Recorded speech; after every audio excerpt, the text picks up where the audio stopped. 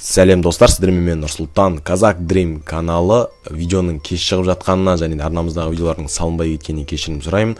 Ол менің жеке денсаулығыма байланысты, шамалы тұмаураныңқырап, ауырып, сол себептен каналымыздағы видеолар шықпай кетті. Бірақ осы видеоны күткендеріңіз үшін сіздерге алғысым шексіз. Бүгінгі видеоның тақырыбы айтып тұрғандай, бір-біріне ұқсас ғимараттар туралы айтатын боламыз. Соның ішінде өзіміздің еліміздегі Expo кезінде салынған Сәлем, Сферасы да бар. Жалпы ең алдымен осы видео жалпы Сфера тәрізді ғимараттар туралы болмақ. Видео басталмай тұрмаған қолдау ретінде лайк басып, коментарий жазып, арнамызға тіркелуді ұмытпаңыздар. Ең бірінші сфералық арена ол Эриксон глобус деп аталады. Швецияның астанасы Стокгольмдағы 85 метрлік арена. Әлемдегі ең ірі сфералық құрылыс, концерттер мен спорттық іс-шаралар өтетін орын болып есептеледі. Арена қазіргі таңда Глобен Сити шағын ауданында орналасқан. Концерттер кезіндегі бұл аренаға 16 мыңға жуық адам сияды, ал хоккей матчтары кезінде 13.850 адамға дейін сыйдыра алады. Арена 1989 жылы хоккейден әлем чемпионатына арнайы салынған болатын. 1989 жылы 19 ақпанда Эриксон глобус салтанатты түрде ашылған болатын. Әлемдегі ең үлкен күн жүйесінің моделі болып, яғни күн жүйесінде күнді бейнелейтін ғимарат болып есептеледі. 2009 жылы 2 ақпанда Стокгольм Глобал аренаға меншік құқығын шведтік Эриксон телекоммуникациялық компаниясы алған болатын. Содан бері арена Эриксон Глобус деп аталады. Стокгольм Глобен арена мен Глобен Сити жобасының сәулетшісі Сванте Берг архитектор болып табылады. Келесі кезектегі сфераға ұқсас құрылыстардың бірі өзіміздің еліміздің астанасы бұрынғы Астана, қазіргі Нұрсұлтан қаласында орналасқан Сәлем құрылысы жатады. Бұл Сәлем құрылысы 2017 жылы Expo кезінде салынып салтанатты түрде ашылған болатын. Қазіргі кездегі Сәлем құрылысы 8 қабатты алып жатыр. Олардың әрқайсысы өз тұжырымдамасымен көрсетілген. Оның ішінде болашақ Астана, ғарыш энергиясы, күн энергиясы, жел энергиясы, биомасса энергиясы, кинетикалық энергия, су энергия және де ұлттық павильон қабаттары бар. Ғимараттың биіктігі 100 метр, Эриксон глобус аренасымен салыстырғанда диаметрі 30 метр болатын сфералық пішіндегі ең биік ғимарат. Сәлем сферасын Швециядағы Эриксон глобус аренасымен салыстырғанда біздің мемлекеттегі сфера одан үлкенірек, диаметрі 30 метрге, ал оның биіктігі 15 метрге биігірек. Нақтырақ айтатын болсақ, біздің еліміздегі сфераның биіктігі 100 метрді құрайды.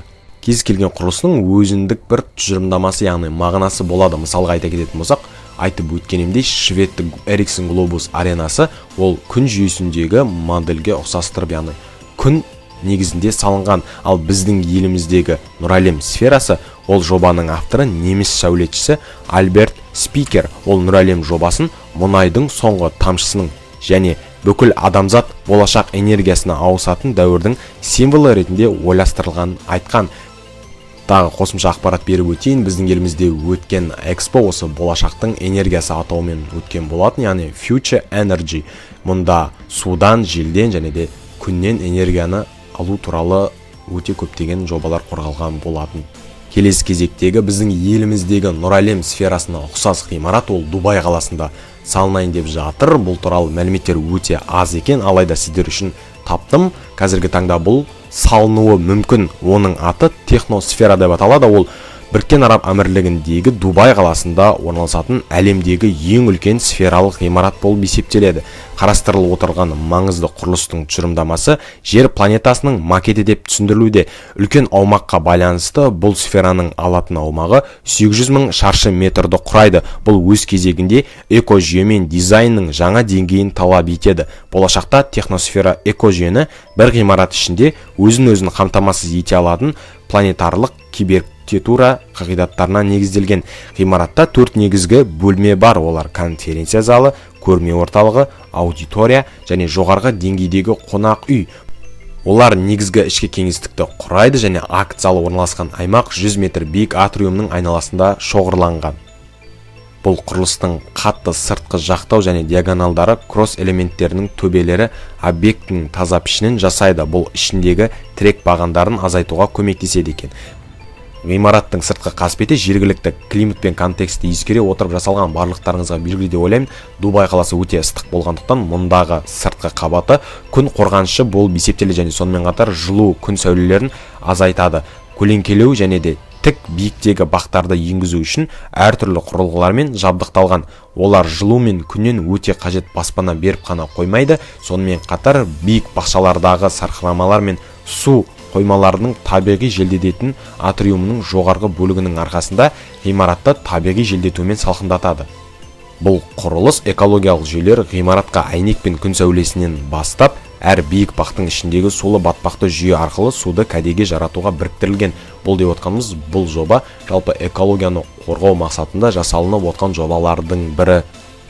Видеоны қорытындылай келе, әрбір сфералық құрылыстың өзінің тұжырымдамасы, яғни мағынасы бар екенін түсіндіңіздер деп ойлаймын. Ең бірінші айтқан сфералық арена ол күн жүйесіндегі күннің бейнесі ретінде жасалған. Ал еліміздегі Нұр әлем сферасы ол мұнайдың соңғы тамшысының символы ретінде салынған болатын. Ал Дубай қаласында салынайын деп жатқан техносфераның құрылысы ол экологиялық жүйені қорғау мақсатында салынып жатқан ғимараттардың бірі болып есептеледі. Сіздерге қай сфералық құрылыстың өзінің тұжырымдамасы ұнады? Коментарийға міндетті түрде жазып кетіңіздер. Менің ойымша еліміздегі Нұр әлем сферасының өзіндік тұжырымдамасы, мағынасы маған өте қатты ұнады. Себебі мұнай міндетті түрде ол жерде таусылады және де оның символы біздің мемлекетте орналасқанына мен қуаныштымын. Осылайша видео өз соңына жетті. Сіздерге видео ұнады деген ойдамын. Видеоны самаға лайк басып, комментарий жазып, арнамызға тіркеліп, колокольчикті басуды ұмытпаңыздар. Сонымен қатар біздің TikTok платформамызға тіркелулеріңіз сұралады. Себебі YouTube арнасына шығатын видеоның қысқа үзінділерін TikTok платформасында ең алдымен жүктейтін боламын. Сіздерді TikTok және де YouTube арнамда күтетін боламын. Сіздермен болған мен Нұрсұлтан, KAZAKH каналы. Келесі видеода жолыққанша қош, сау болыңыздар.